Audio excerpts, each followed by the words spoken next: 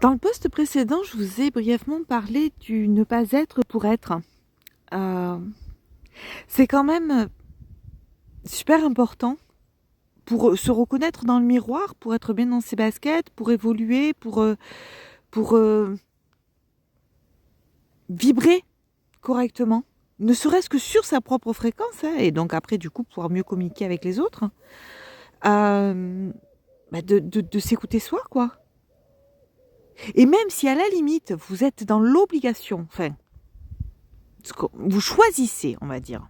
C'est mieux, c'est vachement important, hein, le choix des mots, je vous en ai déjà parlé aussi.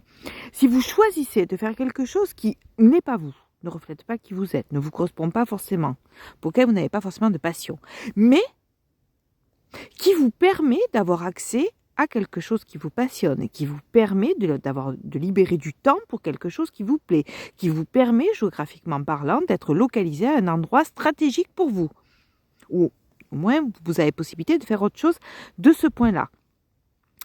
Si, et seulement si, ce qui peut paraître du moins devient un plus, il n'y a pas de souci.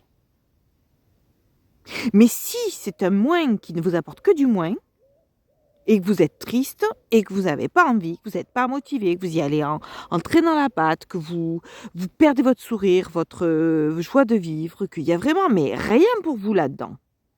Non, soyez honnête, hein, des fois, comme je vous ai déjà dit aussi, hein, il n'y a rien de pire que de se mentir à soi-même. Si vraiment il n'y a rien là-bas pour vous, que ça ne vous apporte rien, que ça ne vous enrichit pas, rien, sur aucun plan, stop. On arrête tout.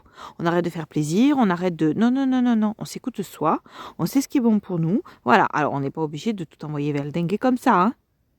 Mais on fait la pause, comme j'ai dit, on observe, on s'écoute et on se dit, voilà, maintenant je fais comment ? Je cherche une solution, parce qu'il y a toujours une solution.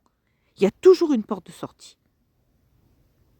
Mais il faut la trouver. Et il faut surtout accepter de prendre conscience que, voilà, maintenant, il est temps de quitter cet endroit-là parce que, on n'a rien à y faire. On n'a plus rien à y faire, ou voire même, on n'a jamais rien à y faire. Voilà, donc c'est maintenant.